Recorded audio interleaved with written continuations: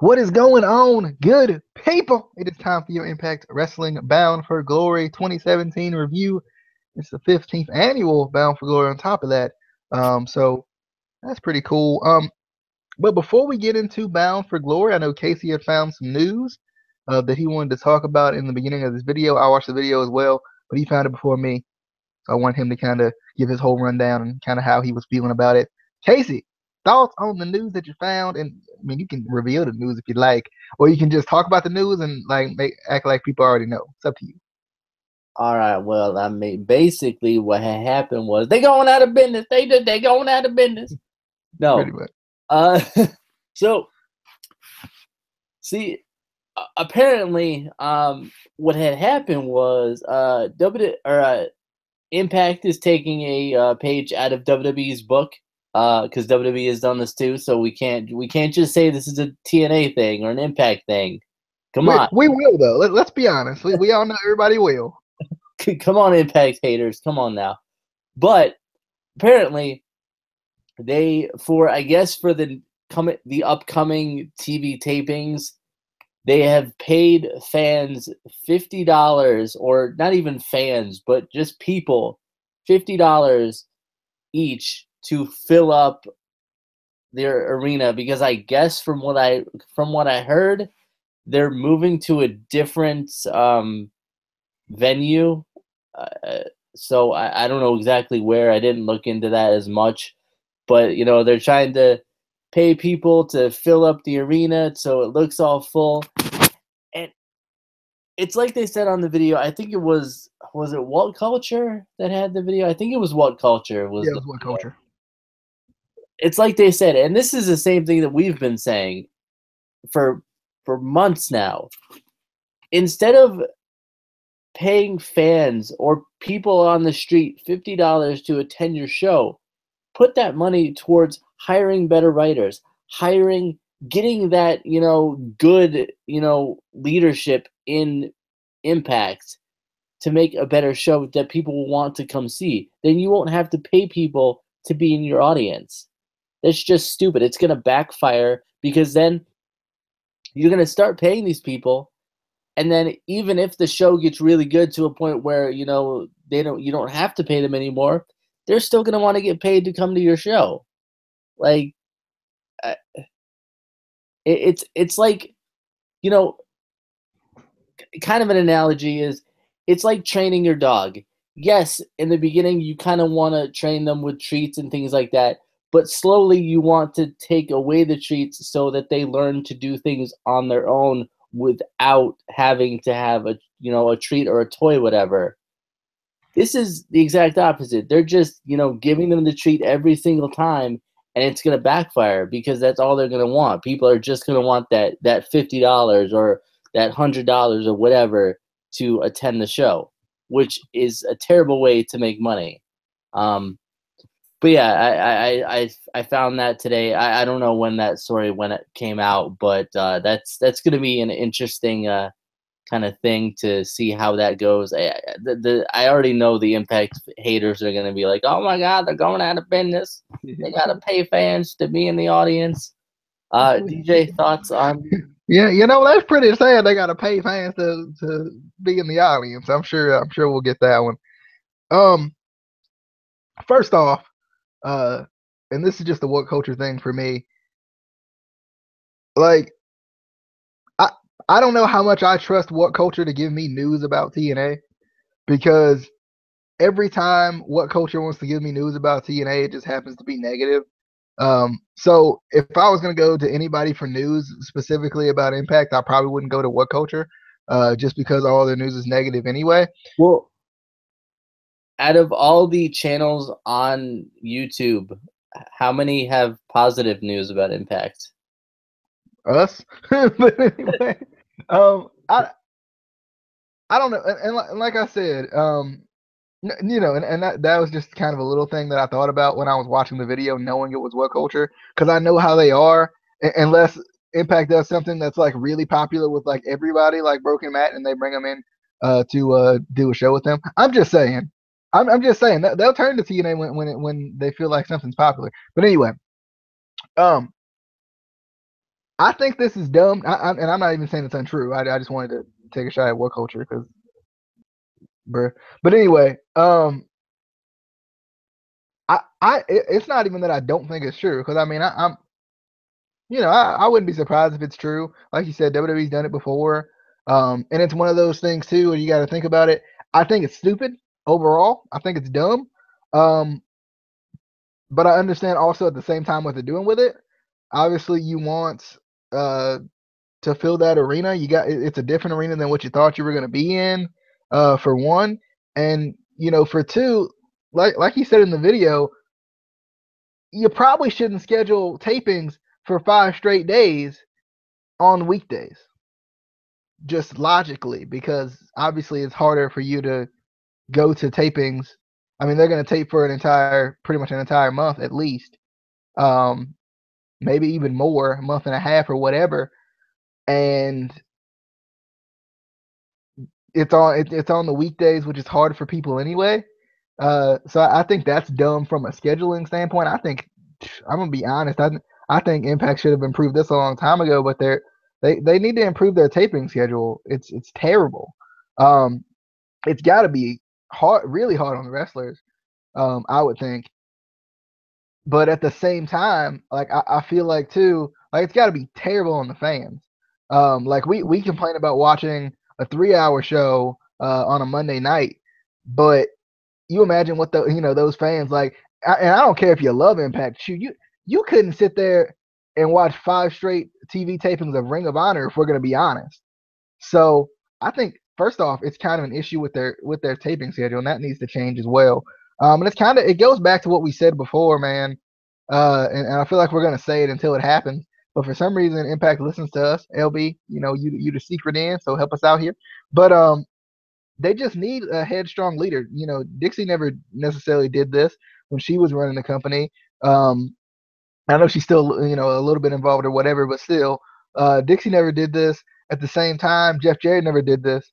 Uh, so, like, I feel like I don't know who they got in charge, and I don't even think it's Anthem at this point. I think Anthem's trying to run away too. So I don't know who they got in charge per se, but like, I just feel like this is a dumb idea. I think you take this one on the chin, you lick your wounds, and you go and you tape better the next time, and you tape in a venue that fits your crowd size right now. Uh, I think they could fill an arena in Canada. To be honest, I think they could actually fill an arena in Canada because I think their international fan base is one of the best. But I think at the same time, you can't do it during the week. I first off, I'm pretty sure Anthem is officially cut ties with Impact right now. But and I think and I've always kind of thought this. I think that Impact needs to go back to its roots, back to the smaller arena. Like the Asylum type, smaller arena. I get that, you want to build and you want to expand and you want to get bigger. Sometimes to, make money in the future and to make your company bigger in the future, you have to kind of tone it down a little bit and kind of break it down a little bit. So I think they need to find a smaller place to do it. And that way you won't have to pay all these people to fill it up because it'll be easier to fill it up and it'll look better on TV. And I mean, and like you said, with the whole, I mean, personally, if you had me go to a Ring of Honor show and I had to sit through 5 TV tapings, it's Ring of Honor. I could probably do it. You like, let's be honest now. You wouldn't. Okay. So if it's 5 TV tapings, so that at the very least, so that means that's what, not necessarily, and I'm talking the same time frame as TNA as well. So that's what, 10 hours of wrestling that you're sitting through over 5 days, and sometimes they do it in shorter periods of time. Oh, I mean, Ring of Honor is only an hour show, so I could do that. No. So you still got, you still got to sit through 10 hours of 10 1 hour shows. Yeah, well, but what I don't think they're thinking about is, okay, yeah, you could pay these people $50, whatever, to go to your TV tapings, that doesn't mean they have to stay the entire time. Like, are you gonna lock them in there so they can't leave? Like, what happens if half the crowd leaves halfway through, bruh? Like, Yeah. I don't know. I I love you, Impact, but y'all don't know what you're doing. Y'all don't know what you're doing. True. I mean, I definitely think it's dumb. Like I said, but let's jump into the pay-per-view. Let's jump into our first match of the night. And Casey, since I'm not really going to talk about video packages, because they were all the same, they've been playing for the past like 3 weeks. What I'm going to do is you can talk about the video packages as the match comes along if you want to. If you really think there's anything like specific that you were just like, oh my god, you know what, that video package right there, man. I mean, the editing, bro, it was spot on, bro. The editing, bro, it was spot on. Then they did that voiceover in there. I like it. I like it. I like it. Then the highlights up in there, you know, if you want to say that, that's fine. You do what you need to do. Okay. So, but I'm sure you're not gonna say nothing about any video package ever, so I'm not worried. I mean, you know, they was some good video packages. They was some good video packages where they took a bunch of videos and they put them in a package and they put that on that they put in the package. But first of all, before we get into this, we usually do this before we go into a review. What did you think of the show in general? Oh, in general, I thought it was good. I enjoyed it. I thought it was good. I think it was nice to see some newer faces. You know, like we've said, I don't want to give too much away before we get to that actual part of the review. But it was nice to see some newer faces. Some of the outcomes I was a little surprised about, and we'll talk about that a little bit as well. But overall, I thought it was good. I also liked the return of Alberto El Patron. I thought, you know, I liked it. At the same time, I was I didn't know how to feel about the end, you know, the ending. But what about you? What were your overall thoughts?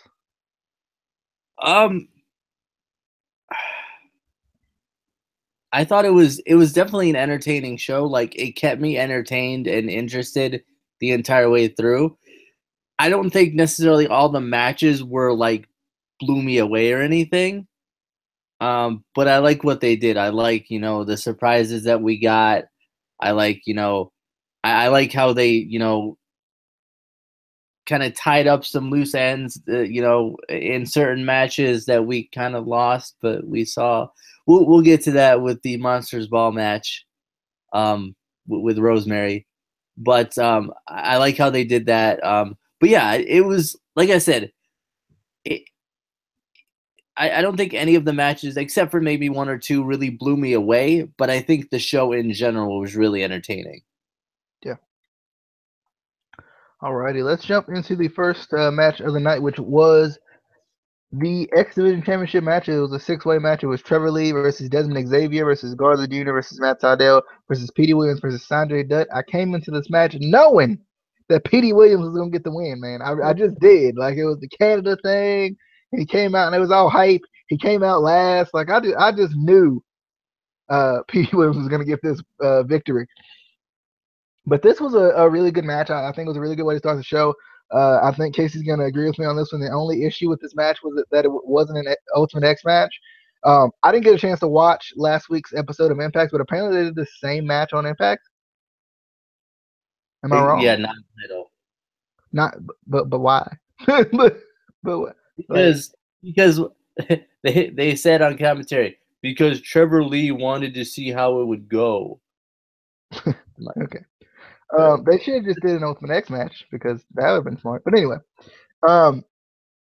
this was a good match. I'm surprised they kept Garza Jr. in this match as limited as he was. Like, you can tell he was probably really hurt in this match, to be honest, just because, I mean, like, you don't sell that much when you're just selling. There was a lot of times where I felt like Matt Sydal would win this match. I was kind of hoping Matt Sydal would win this match because I was excited that he was finally back into the title picture again. At the same time, you had Petey Williams, He looked good in this match, I felt like. And also Desmond Xavier, as usual, looked good in this match. But Petey Williams ends up hitting the Canadian Destroyer at the end, but Trevor Lee ends up throwing him out of the ring and pinning. I think was it Sanjay Dutt? I think it was Desmond Xavier. Was it Desmond Xavier? I'm surprised Desmond Xavier took the pin though, for real. But yeah, Trevor Lee ends up getting the win and retaining his title by, I guess, shenanigan type tactics. But it was definitely a good match. I enjoyed it. I thought I thought they did a good job with this match. The freaking superplex into the power bomb was amazing. That Trevor Lee did. Oh my good, bro. Oh, oh, oh. Anytime like people tell me like they can't really get with this new age of wrestling, aspect. You get that whole why you're a wrestling fan type thing.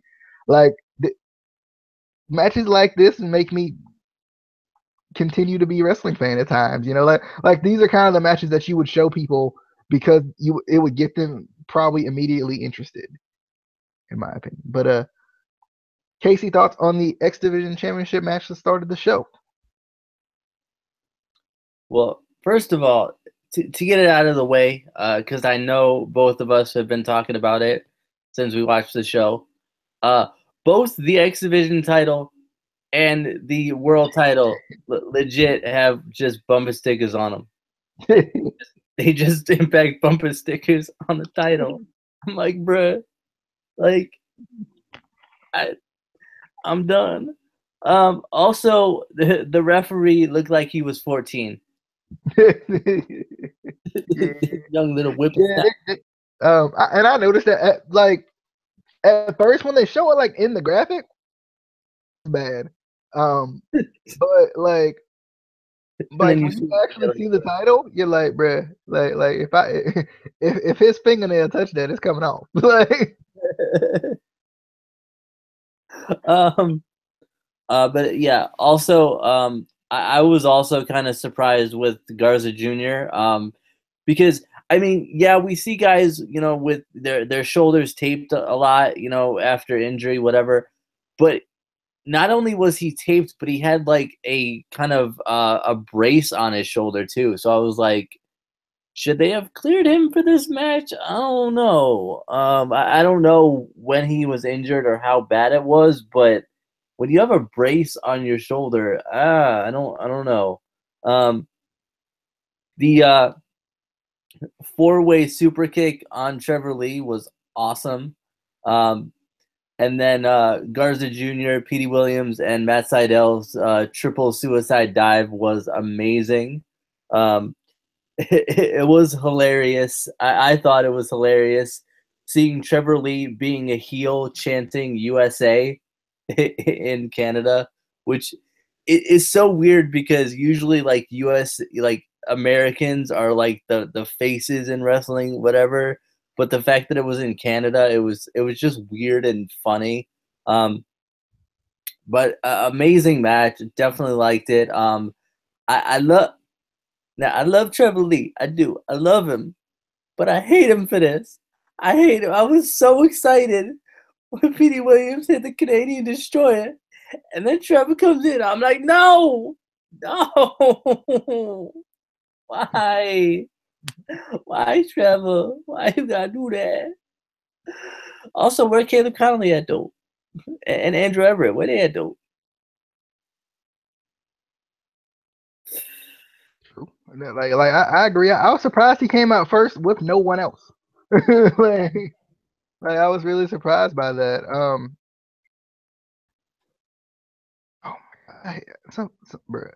Like, anyway, I'm gonna refrain from saying something about these people criticizing this pay per view until I get to that particular point in the pay per view. Moving on, we got Taiji Ishimori versus Tyson Dukes. Or is it Ducks? It's gotta be Dukes, right? Right, it's Dukes. He was in the Cruiserweight Classic. I know that. That's why, like, he came out. I was like, I know this guy. I know him. I know him, but I don't know where I know him from. But I know him. I've seen this fella. I've heard the name. I know him. Who is it? And then Josh Matthews mentioned he was in the Cruiserweight Classic. I was like, ha ha! I knew it. I didn't know it, but I knew it. But anyway, I, I thought this match was really good too. I like it. I love Ishimori. I was kind of hoping for what's that other guy? What's the other guy I was hoping for? Dang it! Oh yeah, him. Yeah, yeah. That dude. He's Japanese fella. Um, I don't remember his name though. I don't remember his name. I get it. It'll come back to me. What? Is it Kata Ebashi? I hate this man. Anyway, but I definitely thought this was a good match. I like Tyson Dukes. I like him a lot. I hope that he stays around. I hope this wasn't just a one night only type thing, filler type match that they needed. It was only 4 minutes, but I thought it was a pretty good match. But you know, I like I said, I really want to see Tyson Dukes do more, because I think he can do more, and I think Impact would be a great place for him to do it. But anyway, Casey, thoughts on Ishimori versus Dukes? I thought this was It could really be Nux though. Like when you really think about it, see, because Nux was KNUX, and then Dux, DUX. Like it makes sense. It could be. Sorry. this man. I thought it was a really good match. One thing I surprisingly didn't like, and you would think I would like this, but I didn't, was Laurel coming out during this match.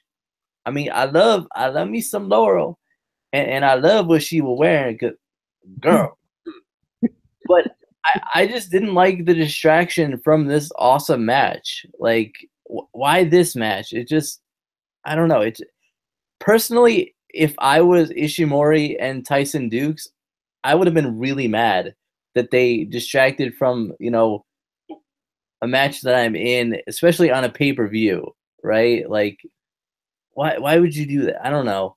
I was kind of surprised that Ishimori won, and they had 2 Canadian losses in the first 2 matches in the biggest show of the year in Canada. I was like, bruh, like, first you do that to Petey Williams, and now Tyson Dukes loses, bruh. Like, do you not know you in Canada? Like, do you not know that's the home country? Like, bruh, you making the home team lose, like, bruh. But yeah, definitely a good match. Like I said, I just didn't like that they did the distraction with Laurel during this match.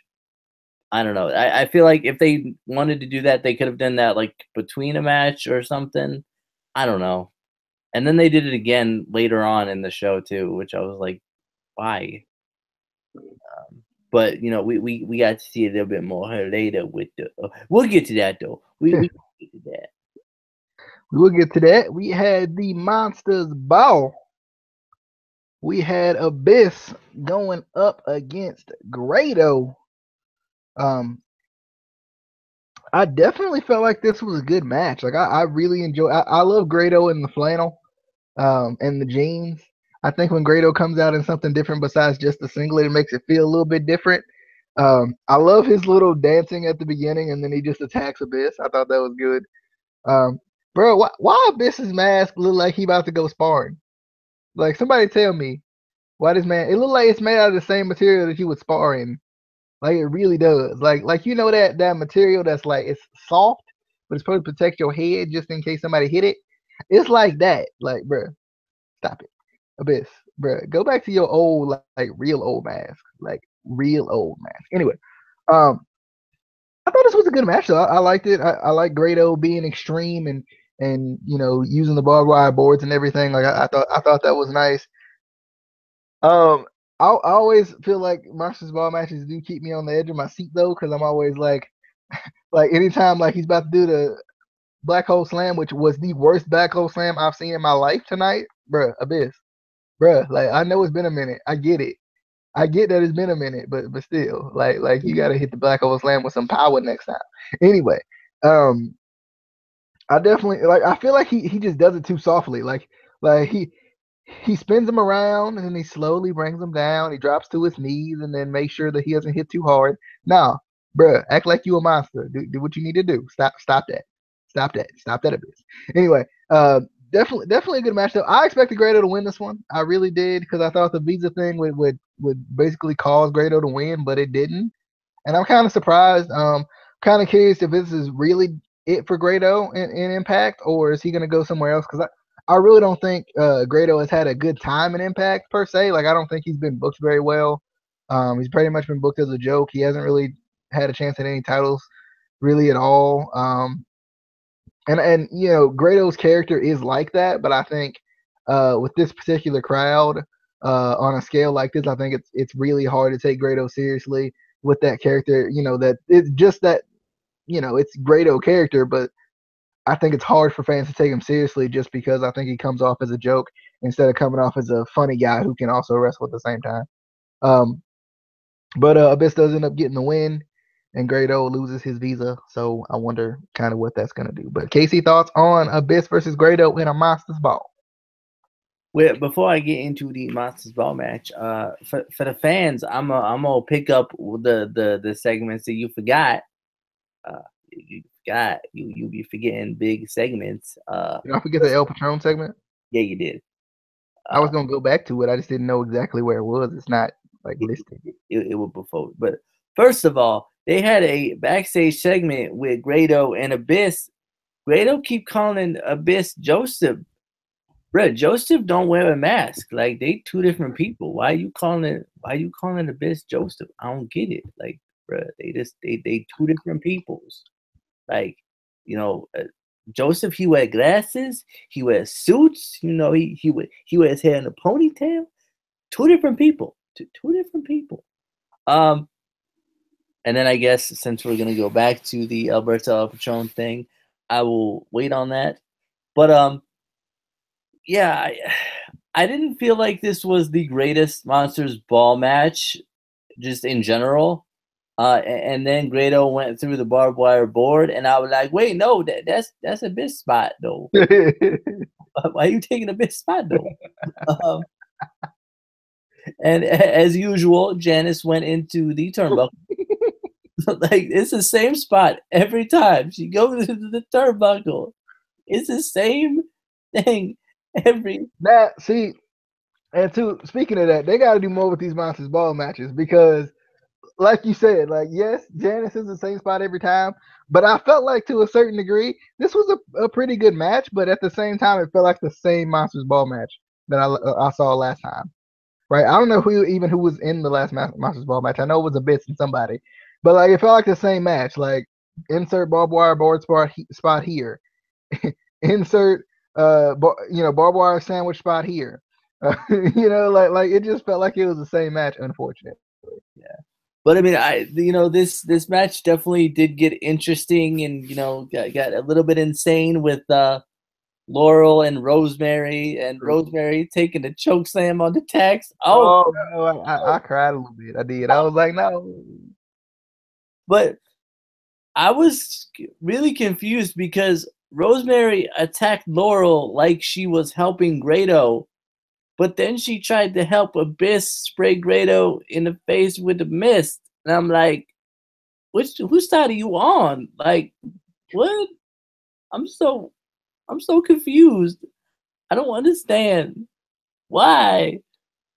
Yeah, I don't know if you were confused with that, but I was. I was too, because like you said, she came in and she looked like she was gonna help out Grado. Then she turned on Grado. Then she sprayed Abyss with the mist. Then she acted like she was surprised that she sprayed Abyss with the. It was confusing. It was. It was. I don't know. I did like Laurel coming in this match though, because it made sense. Yeah, Grado. Like I did like that, and it made sense with Rosemary too, with history, with Abyss and everything. I mean, I was kind of upset though. I was looking for the beautiful Abyss, and he didn't come out. I mean, he know he beautiful. You know.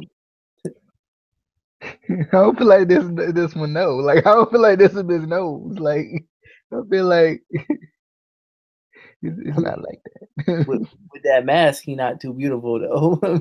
Bro, that mask is terrible. Like it's awful. Like, bro, stop it. Anyway, um, it's about as bad as those stickers. Anyway, moving on, or moving back, I should say, to the Alberto El Patron promo. I could not. I was gonna mention it, but I was probably gonna put it after this match because I could not remember for the life of me where exactly it was. But Alberto El Patron comes out, and I feel like immediately we should have known this was a heel. This was gonna be like a heelish promo. By the way that Jeremy Borash was reacting for no reason. Like, like I guess that was my issue. Like at first too with this is like, and I don't know if you had an issue with this, but like I just felt like it was weird that Jeremy Borash was acting the way he was. Um, as far as on commentary, even before he even came out, like it was just kind of weird. Like it didn't make any sense. Like if you think about it from a logical standpoint, Alberto El Patron was a face when he left. There was no there was nothing that was weird when he left. That like there was nothing that where he was like on the fence about anything. Like he was straight up a face. So why, like, not necessarily why did he come back as a heel? I don't mind him coming back as a heel. My issue was why did Jeremy Borash react the way he did before even hearing anything he said? Yeah. To me, that was weird. But basically, Alberto El Patron kind of puts down the company for disrespecting him during a situation where they didn't really know the whole truth, and I kind of thought this was interesting. It was one of those situations where I was like, "Are they crossing the line here? Like they're surely towing it." Just because like I still don't feel like we know what really happened, right? Like I still don't feel like anything's been really proven or disproven at this point. Like it kind of like to a certain degree it's went away, but then again it kind of it never does with these situations. So I don't know. Like it was kind of weird to me at the same time. Like I definitely thought it was weird. Uh, kind of. I just thought it was weird that he downplayed Impact, but at the same time, like I don't know. It was just weird. It was a weird way he went about it. And he said he was gonna make an impact tonight. He started to go after Jeremy Borash, but instead decided he would make an impact in another way. And come soon enough. Casey, any thoughts on the Alberto El Patron promo? I liked it. It was sort of the Alberto El Patron kind of pipe bomb thing. That it feels like every company likes to do now after CM Punk did it, even though these are all scripted and CM Punk wasn't, or supposedly wasn't. But I love when Alberto El Patron comes over and he's threatening JB, and JB tells Josh to get security. Josh doesn't do a damn thing. I was like, bruh. He didn't move. He didn't do nothing. I'm like, Did you? yeah. I'm curious though, because like I know I felt this way. Did you feel like Alberto Del Rio was talking without actually saying anything? Like there was times when he would say stuff, and like I would like literally like not know what he said, or like literally it just wouldn't make sense. I feel like sometimes he just talks too fast for himself. Yeah. Like, I mean, clearly English is his second language, and I feel like sometimes he just talks so fast that he doesn't like he can't comprehend what he's saying, and he has to like kind of compose himself. But yeah, I definitely All right. Moving on to the Team Impact versus Team AAA 6-man tag team match. I thought this match was just okay. Like I didn't think this match was great. I thought it was kind of the typical run of the mill Impact 6-man tag match that we've seen recently. I just kind of thought this match was okay. Like you said, and we talked about this kind of on Snapchat or Facebook One.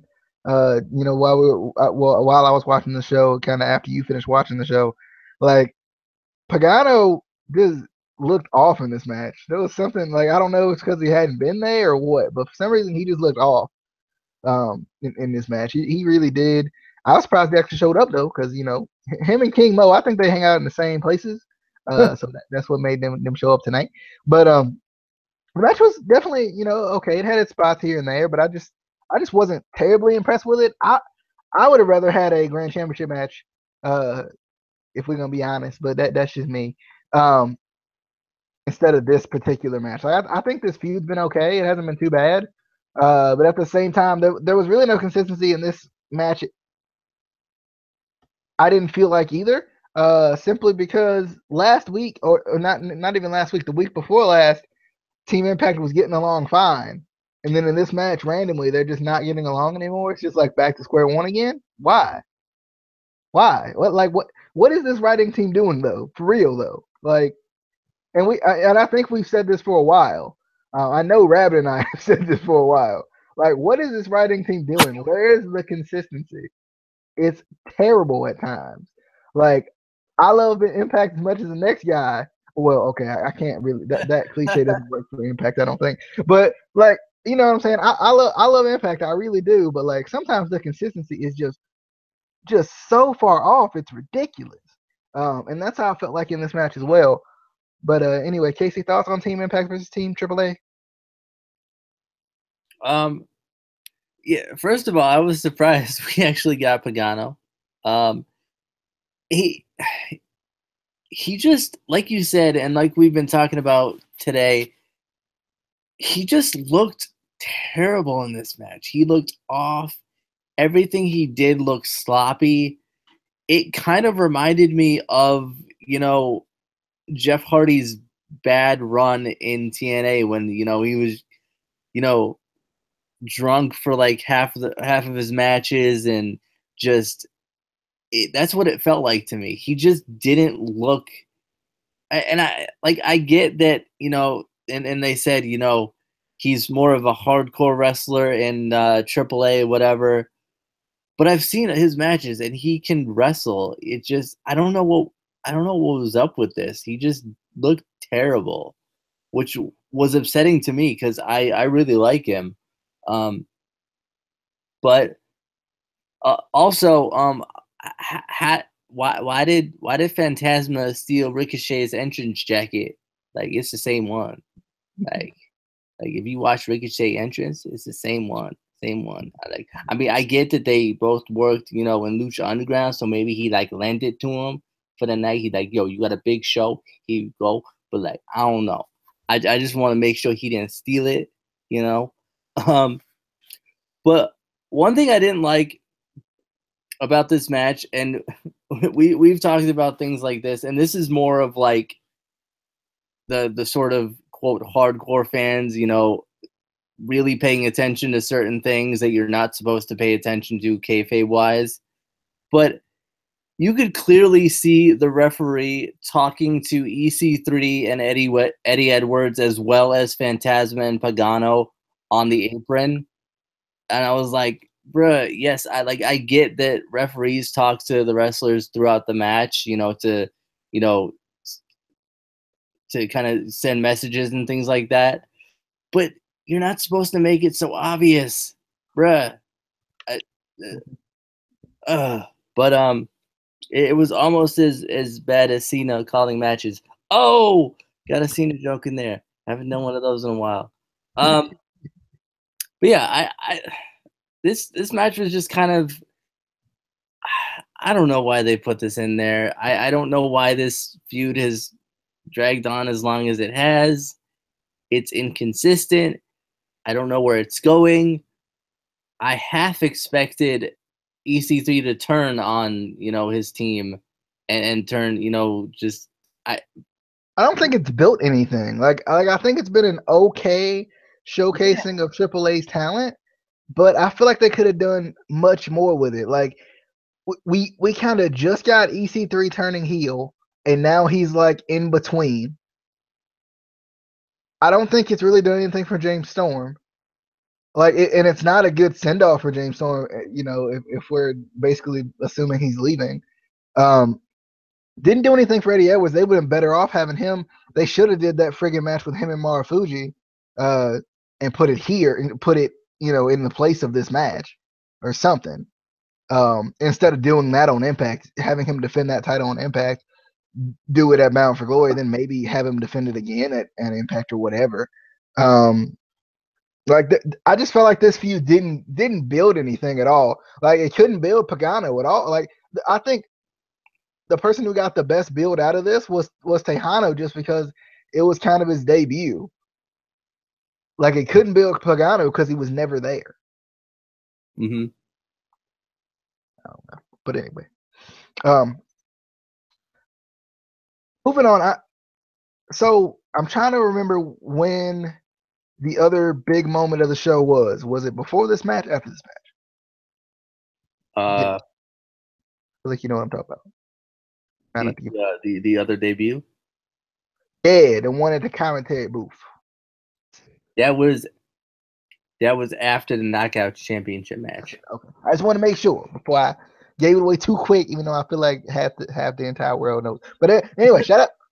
Act like y'all don't know. Act like y'all don't know nothing. Anyway, we got OVE versus the Latin American Exchange in a 51-50 street fight for the Impact World Tag Team Championships. So about that broken foot though. Hey, first though, about that broken foot though that ain't broken. Dave, you a liar? Are you calling me a liar? I am, Dave. I am. I'm calling you a liar. You lie. Anyway, OVE versus LAX. I definitely enjoyed this match. I like, Homicide getting taken out. I like that it was Homicide that got taken out, but at the same time, I like that we really didn't know. Like they really never really revealed that completely. Like you couldn't just physically see Homicide right there. You just knew it was somebody from LAX. And I like that with the whole thumbs up, thumbs down thing from the new family member of OVE. Is that man even from Ohio? Now I gotta look at that. Anyway, is he? I thought you said he was. I thought you were gonna answer the question, but you didn't. I thought you were saying stuff. That's why I was wondering. But anyway, he is, fool. Oh really? You didn't. You didn't say it loud enough. You said it. You said it in like Spanish, and like I don't know Spanish yet. I ain't got that far. But anyway, OVE versus LAX. I thought it was a good match. I enjoyed it. I think I like I like that there was still tandem offense in this match, even though it was kind of like a free for all type of a match as well. I feel like I didn't know where this one was gonna go. Like with OVE and me thinking that Jay Chris had a broken foot, I'm thinking LAX is gonna win. But then after you see Jay Chris in this match, you're like, oh, nah, nah, he fine. But this was definitely a good match. I felt like I like the 51-50 street fight. I love how they had the chain out there that they never used. Am I wrong about that? Like I felt like there was a chain out there that just wasn't used. I feel like they had that out there early for the 6 sides of steel match, and they didn't tell them, and like that's what happened. But yeah, but there was a lot of different points in this match too where it felt like LAX could end up winning the match, but OVE ended up being victorious in this match and retaining the titles. With the help of Sami Callihan, who put Ortiz through a table, if I'm not mistaken. Or was it? Or was it that ladder? Was it the ladder? Might have been the ladder. Was it the ladder? Was it the table? I'm pretty sure it was the ladder. Anyway, it was the ladder. It was the ladder under the table. I get it. Anyway, but OVE ends up winning, and Sami Callihan is either the new member of OVE. I'm assuming is the new member of OVE, so it'll be interesting to see how that'll go. And like we said before, I feel like a lot of OVE versus LAX has been who's on the better side of the numbers. And when OVE's been on the better side of the numbers, they've been able to come out victorious, and that's kind of they evened it up on this one here, and then they ended up retaining the title. So I'm interested. I want to see what they're gonna do with Sami Callihan, because I really like Sami Callihan. I liked him in NXT, so I'm curious to see what they're gonna do. Everybody cue up the another WWE reject in Impact Wrestling. Everybody cue that up. Go ahead and cue that up, guys. Go ahead and get that going. You TNA haters, like we got all the haters out here talking about, he was in WWE that one time, bruh, and he a reject, and like he can't wrestle. Obviously, that's why they didn't. That's obviously why they didn't bring him in. That's why they brought him in, because he can't wrestle. Obviously, Casey, thoughts on we got a new WWE reject in here. You got any thoughts on OVE versus LAX? First of all, um, if anyone says that, shut your face, because you don't know your facts. He was not a WWE reject. He requested his release. Also, okay, so he's a WWE reject, you would say? No, he just wasn't happy how he was being used, so he wanted to leave. He has an open invitation to come back. He said that multiple times. He left on good terms, so he can come back anytime.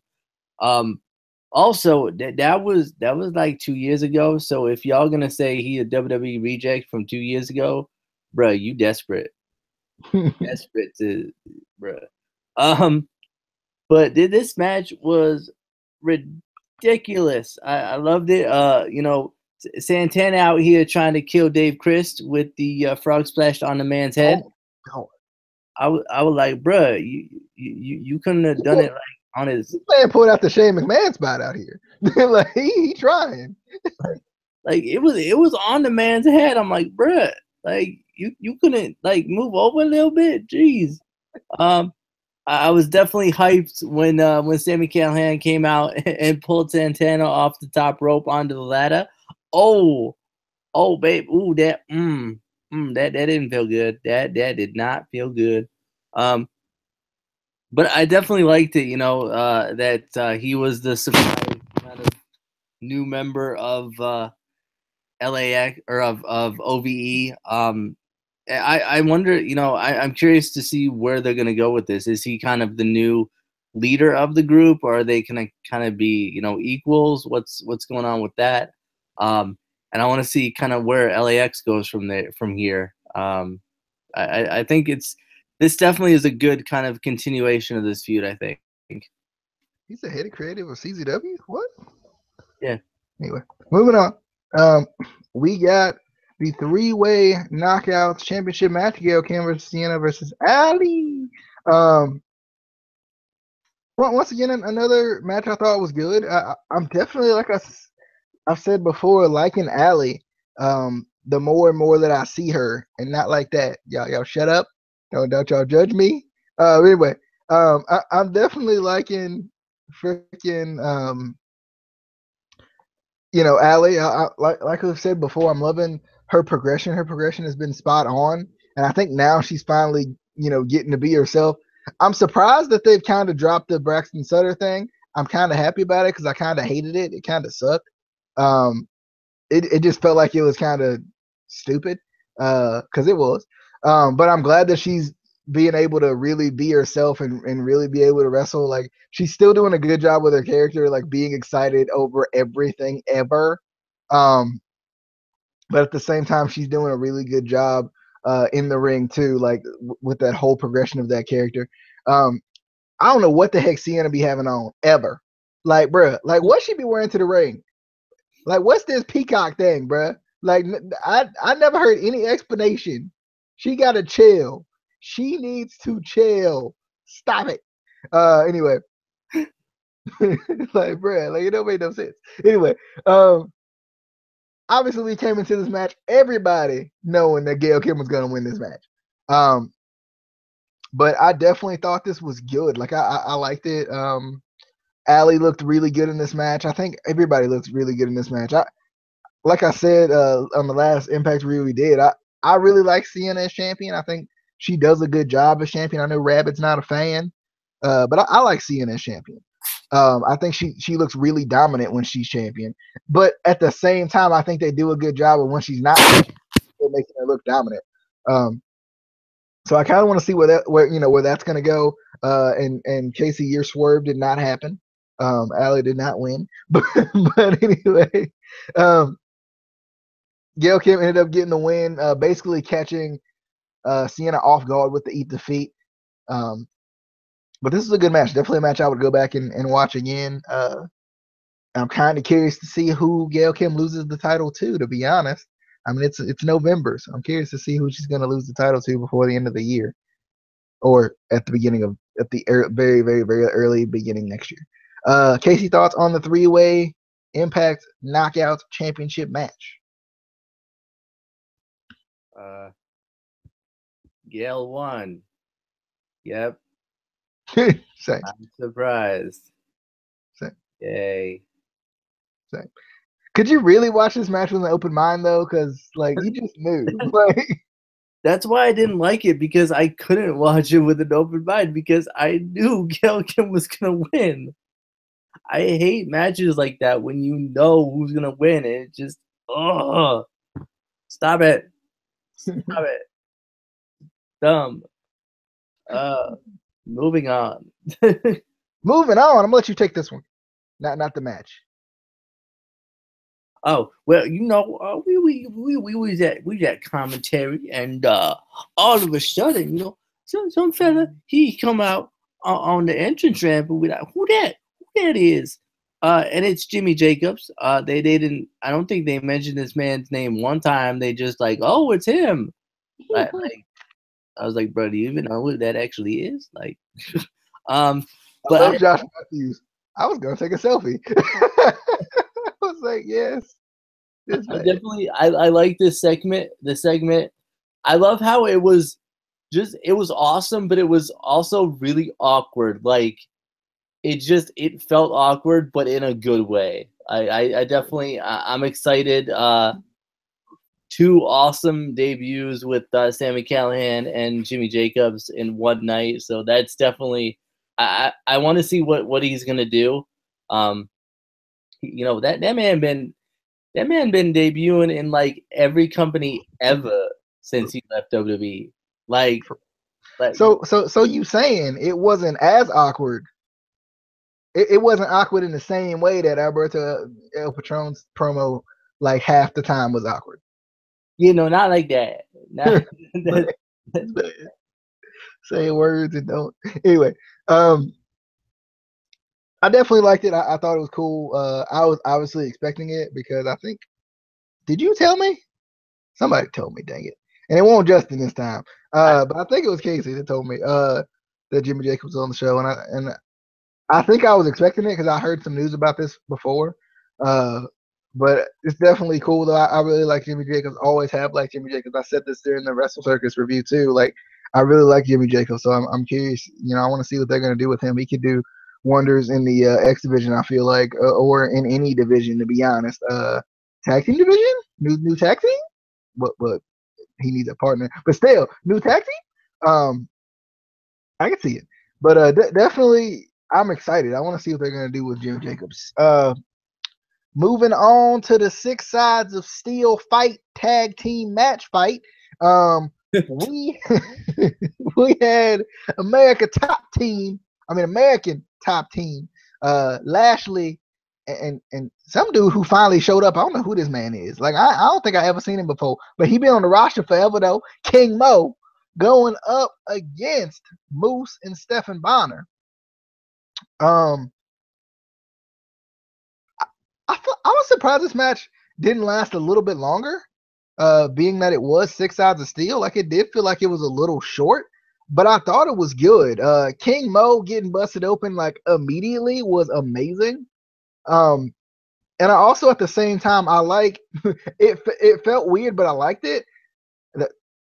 Lord, please don't let nobody walk in at that particular moment. Anyway, Lashley and Moose being in control but being on opposite teams. Like it was weird because they felt like it almost felt like they were on the same team, but at the same time, like it kind of I like commentary hitting on like, these MMA guys, they can't keep up right now, like because they're just not used to being in 6 Sides of Steel.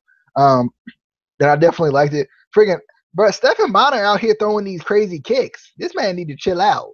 Like he need to chill out. Like he was throwing some crazy kicks, especially when Moose got knocked outside of the ring. I mean, outside of the he went outside of the cage. Like he was doing some crazy kicks out there. But I don't know about you, but I was expecting a little more hoopla. when Moose took King Mo out to the outside. Like I was expecting like a spear through the door or something. Like, but he just took him out there, and I was like, nah, like you supposed to do something like epic. You supposed to do something epic. But we got an epic moment later when Moose decided he wanted to just for the cage to get back in. Dan Lambert locked him out. So American Top Team was kind of ganging up on Stephen Bonner, and Moose comes to the top of the cage and just jumps on that man. I almost like it makes sense, but at the same time, I hate it.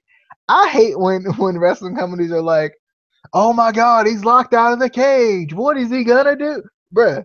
Like there's a big old hole at the top. Like and like this hole is bigger than the asylum hole. Like bruh, like stop it. Like we know what he gonna do. We know he gonna climb over and get in. Like we know that's how it works, bruh. Like I hate it when companies do that. Bro, like there ain't no lid on this. There ain't no top. There ain't no cage ceiling. Like stop it. Stop acting like he ain't gonna get through it. Plus, with them big old camera holes y'all got in the doggone cage, man, a freaking human can climb through them. Like there's many ways to get back into that cage. Stop it. Stop trying to act like he ain't gonna never get back in. But anyway, um, Lashley ends up spearing Moose and getting the victory. I was surprised that American Top Team won this match. I really was. I was really surprised the American Top Team won this match. But I'm kind of excited at the same time because I really like Dan Lambert on the mic. Like I like him talking in any segment ever. He's freaking amazing. So I'm curious to see if this whole feud is going to continue or if it's kind of the end of it. I don't feel like it's the end of it, but I'm interested at the same time. I want Moose versus Lashley. It needs to happen. It has to happen in like a long match, like need at least 20 minutes, at least 20. But anyway, Casey, thoughts on King Mo, who actually showed up, and Lashley going up against Moose and Stephen Bonner. Bruh, tell me how King Mo didn't do a damn thing and he got busted open. Like, it was like Goldberg busting himself open and not doing anything. Like, bruh, how? He didn't do anything. Like, but this match, for like 90% of this match, this was basically Moose versus Lashley with King Mo and Stephen Bonner randomly facing off and pretty much doing nothing. With Stephen Bonner and King Mo laying on the ground. That's what I saw. As we expected, America's Top Team, you know, they did get in the cage. But I didn't think Moose was gonna climb in the top. I thought he was gonna climb in them big ass camera holes. Bruh, seriously, anybody from Impact that ever watched this, or even if you've worked for Impact in the past, even like for one day, bruh, I need to know why do you have to have gigantic camera, bruh? Cameras aren't that big. Like they the size of like maybe a coffee can. Like, bruh, you don't need that. Like, why you need? I don't get it. Like that, I don't understand why.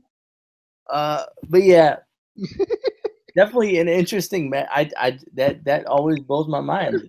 Hold on 1 second, because bro, LB, you the absolute worst, man.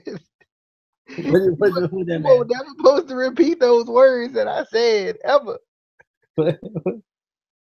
When I said it felt good and I liked it.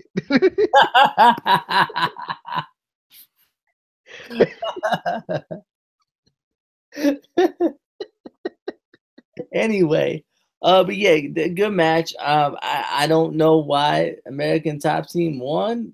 Like, bruh, it didn't make no sense. Okay, but you know, I'm curious to see where they go with this.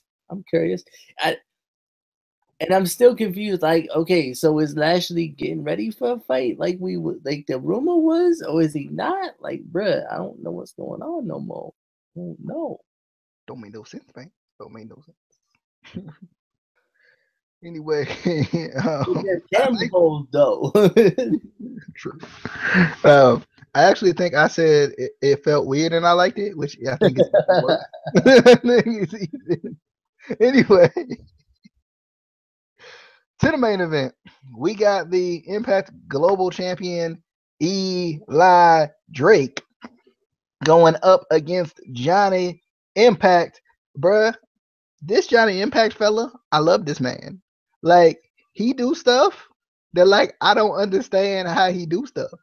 Um, like what, and it starts off when Casey sent me a Snapchat and this man warming up, and he like, how you do that though? How you do that though? Like, cause this man with all his stretching and his parkour stuff, like, bruh, how you do that? Like, how you do the things you do?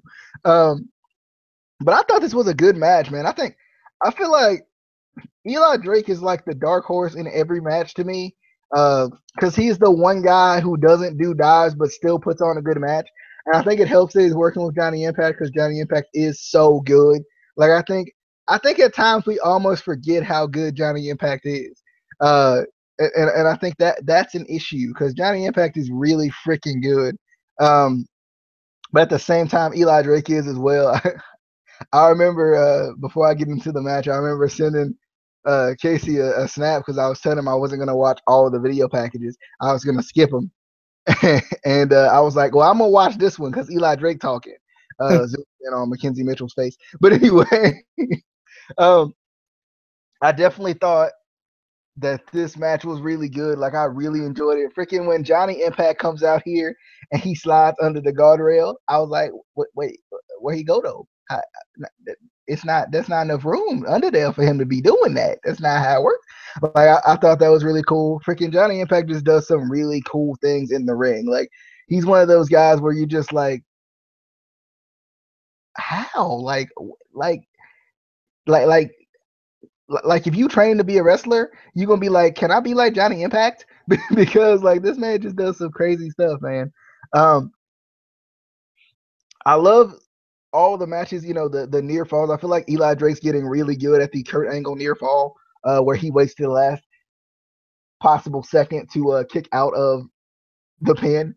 Um, the during the countdown to Impact, he got out of that. I think after the Starship Pain, uh, Alberto El Patron comes out there and pulls the referee out of the ring, and then he ends up basically just wreaking havoc after this. He takes the referee out, um, and the match basically continues, but Alberto El Patron just comes out and just destroys everything. Um, and I don't know what it is. Like I feel like everybody else like just knows Alberto El Patron's gonna come out right here. But for some reason, I don't know why, but this happens to me a lot, and it's kind of a good thing. I seriously just forget things sometimes when I'm watching shows. Like I forget that Alberto El Patron is supposed to come back out and do things in this match, and I really forgot, and it kind of surprised me a little bit. Um, but I love Alberto El Patron. Somebody who reviewed this show was commenting about using chair shots to the head in 2016, or not 2016, 2017, I should say. And I mean, even 2016, I guess you could say it's the same possible moment. But anyway, I feel like to a certain degree, like it's every once in a while you can use a chair shot to the head as long as it's protected. And any chair shot he used to the head was very protected in this particular show. And I think it really does build the heel heat to see somebody use a chair shot to the head nowadays. So like I don't think that was necessarily a bad move by Impact to allow him to do that, especially considering he wasn't just no protection, hands down chair shot to the head, Mick Foley versus The Rock style. Like it was straight up like using your hands to protect yourself, chair shot to the head, but still allowing him to draw heat off of it. I really like that. I felt like at times Alberto was very indecisive about what he wanted to do at the end of this show. And I didn't know if that was a good thing or a bad thing. I kind of felt like it was kind of an issue. But at the same time, I kind of liked it because I think I was so used to seeing not Chris Adonis. Oh well, Chris Adonis help out Eli Drake, but at the same time, I was so used to seeing Eli Drake win by any means necessary and win by people helping him out that it was kind of interesting to have Alberto El Patron take out both men and Eli Drake still end up winning. But this is definitely a good match. I'm happy that Johnny Impact didn't win because I really like Eli Drake, but at the same time, I was really expecting Johnny Impact to win. So like I'm kind of happy that it kind of didn't go, the same way as I anticipated on it going. So this was definitely a good main event. I liked it. I freaking love Eli Drake. I want more of Eli Drake. I want more of Johnny Impact. This Johnny Impact Alberto El Patron battle is going to be very, very, very interesting. I feel like that feud because they're going to end up feuding and it's going to be interesting and I'm excited for it. Casey, thoughts on the main events of the? Definitely a really good match. The sliding German suplex under the rope on Eli Drake by Johnny was amazing. How you do that though? How? How do you slide under the ropes and do a German? How? But definitely a good match, like you said. The baseball slide under the guardrail. How? Like how? Like you're not supposed to do that. I was kind of mad that Alberto ruined the match, but I think also an Alberto versus Johnny match or feud could be pretty cool, even though I still want Johnny to win the title. But I'm just, I'm wondering, where they go from here. Because I'm pretty sure Johnny Impact is going to win the title at some point. But like I said, I think him having a feud with, or even like a small feud with Alberto El Patron for, causing him, the match would be a good kind of feud there. Yeah, I definitely agree. I want to see what they're gonna do with this this Johnny Impact El Patron battle because like I don't know, with all of El Patron's personal issues, you can't deny the fact that he's good in the ring. Like I think it's hard for you to deny. Like I feel like that's a difficult thing for you to do, especially watching him anywhere but WWE. And I don't know if you agree because I know you're very like you definitely hated him in WWE. Yeah. So like I think even though he does have his personal issues, he has his demons. I mean, let's be honest, we all do. Um, I feel like at the same time though, like in the ring, you can't deny, you can't deny him that per se. I feel like the same people who complain about Alberto El Patron getting chance after chance after chance, like I just feel like it's weird. Like it's kind of hypocritical to me. And I don't know if you know what I mean without me saying it. Like I feel like it's hypocritical. It's because they feel like other people should get second chances too. Yeah. I I mean, I don't know. I mean, it's the same thing with like Jeff Hardy. Hmm. They gave him chance after chance after chance, and fans didn't have a problem with that. Like, why is it?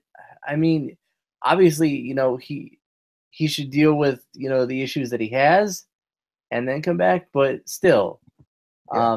And as far as him in general, he is one of those guys where I hate him when he's in WWE, and it's not him; it's just the way they book him. To Yeah. me, they book him so boring in WWE and just bland. And then when I see him in Impact or when I see him in What Culture Pro Wrestling or any other indie promotion, it's something refreshing because he can do more than just you know this set moves in a match and this and the same in every match. um So, and that goes for a lot of guys who, like Drew McIntyre. I didn't like him in WWE because I felt like he wasn't allowed to do a lot, and then on Yeah. the Indies, I really started to like him, and I still do now that he's in NXT.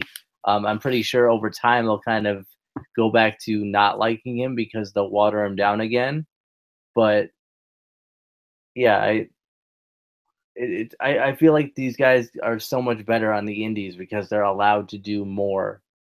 Yeah. And at the same time, I'm happy that I kind of like I'm excited to see Johnny Impact as champion, but at the same time, like I'm kind of skeptical because I know people are gonna be like, "Oh, it's another WWE reject," as Impact champion. The dude was in WWE like 10 years ago. It probably wasn't 10, but it's close. Probably like 7. Probably solid on that number. I'm gonna go look.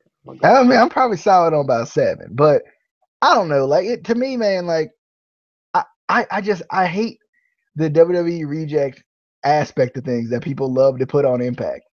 And that's probably something we'll talk about when we get to the overreaction show. But like I just don't understand why wrestling companies can't sign the best talent in the world. Like, why is that an issue? I don't understand. Um, that's just me. I'm trying to let you find your thing. Yeah, you keep talking about stuff. I'm looking. But yeah, I'm gonna respond to LB's comment. He says he wondered why they stopped doing chair shots to the head. I mean, chair shots to the head are dangerous, obviously, for concussion reasons. But I think every once in a while, I mean, it's kind of like let's be honest, it's kind of like it has that similar effect to someone cussing in WWE now. Like when someone cusses in WWE, you're like, oh no, it's serious now. Like you do you get that feel when someone cusses in WWE now? Like because it's not the norm anymore. I do, but I also feel like in WWE it's forced for that shock value. Yeah, I Like agree.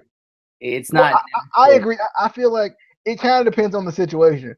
Like when it first happened, like years ago, like it was kind of like, huh, that's weird. That's different. I think now it kind of gets forced. Like I definitely think now it gets forced. Yeah. He left WWE in 2012. Dang it, that was close. 7, 5, 7. Anyway, but anyway, we hope you guys enjoyed. This was ICWP reviews Bound for Glory 2017. Definitely, I felt like it was a pretty good show. I think it got some bad reviews from probably people who don't watch TNA and watched the one show, and felt like watched the one show, didn't know any of the storylines. They didn't know their accomplishments. I think that's what it was, man. These guys don't know their accomplishments, and that's why. That's why they couldn't review this show honestly. Um, but like, I mean, some people like felt like it was the same old type thing. Which I feel like I can agree at times. I feel like Impact does sometimes fall into the same old type of a thing at times. Um, I really do feel like I don't know. I feel like sometimes the finishes feel that way. Um, at times, I feel like sometimes they do end up doing the same old thing. I definitely think consistency is an issue. Um, I want a freaking strong head leader for this company. Somebody, please, like somebody who with like a never give up attitude. John Cena do it. John Cena do it. Somebody like with just like a never give up type of an attitude. Like I need you to take lead of this company because I just feel like people are just so scared right now. Like, and I'm glad that Impact takes chances. I like that Impact takes chances because Casey's gonna hate me for this, but Ring of Honor doesn't take chances. That's your statement. Bruh, what? They don't. How? They do the same thing. No. They do the same thing. Don't get me wrong. They're a good wrestling company. I agree. They're a good wrestling company. But with the fans of right now, with the casual fans of right now, they just don't do enough. They don't take enough chances. Probably something we'll talk about on the overreaction, speaking of. Have you seen Keith Lee and Shane Taylor do a suicide dive? I'm not saying I have actually. I've seen it. I was amazed. I was. I was because they some big fellas. Like they shouldn't be doing suicide dives. It don't make sense. Like it's crazy. Like I don't get it. Like I be trying to do it myself and I break my arm. You know. Um, but still, like I still feel like they don't. They're content with where they are. How much has Ring of Honor really changed, if we're gonna be honest, since they first started? A lot, actually. It took you a long time to come up with a lot.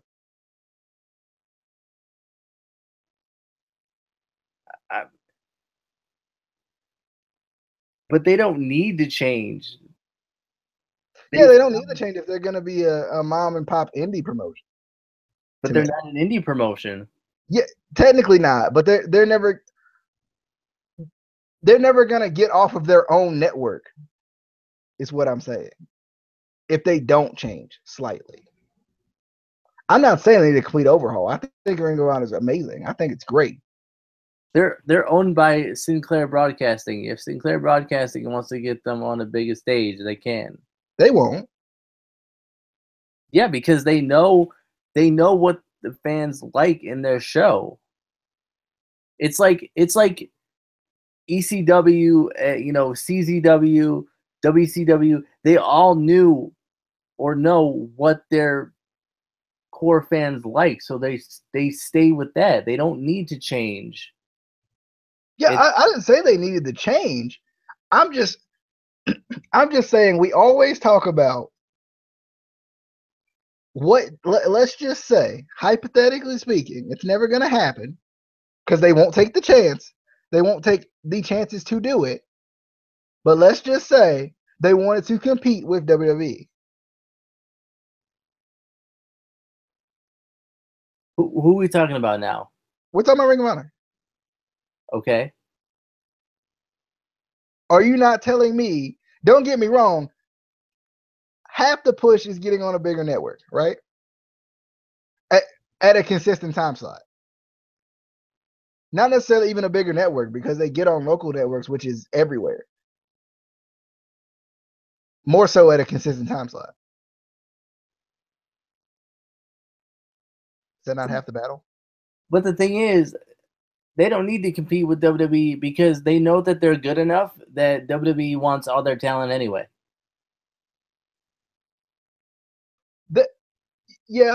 Okay, and I understand that, and to a certain degree, we can say that, but like WWE can also create their own talent. They're just not. It's a laziness aspect that they're not.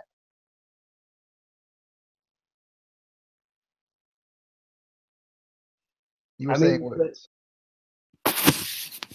The fact is anyway that nobody can compete with WWE at this point. WWE is just too big. Even if Impact wanted to, I really don't think that they could. For one, WWE is not going to pay attention to them to compete. But also, it's like we've said in the past, WWE has basically all the money. They have all the chips in their favor. Like, even if Impact or, New Japan, whatever, or Ring of Honor wanted to compete with them and had them, somebody to back them, WWE can still go in and, outbid for arenas. They can still go in and, do a big show on the same weekend as a Ring of Honor show or a New Japan show. And we saw that video with Jack Swagger talking about it. How he does that. It's just the fact that WWE is the big fish, and I don't know that anyone will ever get to the point where anyone can compete with them just because. I think it's possible because we've talked about it before with New Japan. I think I think it's possible, but I think at the same time, you got to have someone who has the money that they want to invest into it. Yeah. But anyway, another discussion for another time to go into more in depth in possibly. Really just trying to promote the overreaction, to be honest. But like I don't think I said anything that I actually meant. No, I'm kidding. But for real though, really just trying to promote the overreaction, which is coming up soon, where we call out either wrestling fans or non-wrestling fans. Specifically, the first episode we'll be calling out non-wrestling fans, and basically how they view wrestling in such a negative light. I saw it just today, but anyway, we'll definitely get into that very much soon. But anyway, hope you guys enjoyed. This was your BFG review. Be sure to follow us on Twitter at ICW_podcast. And also go like the Facebook page. It should be in the description. If it's not, be like, bruh, you didn't put it in the description. You suck. And I will go back and put it in the description, or I will send you the link personally in your DMs. In them. Anyway, hope you guys enjoyed. He just wants to slide in your DMs. Don't let him do it. True. I do it. Anyway, we will see you guys next time. Hope you guys enjoyed. Appreciate LB for being our live viewer for tonight. We appreciate you. We'll see you guys later. Hope you guys enjoyed. This was ICWP Reviews Bound for Glory 2017.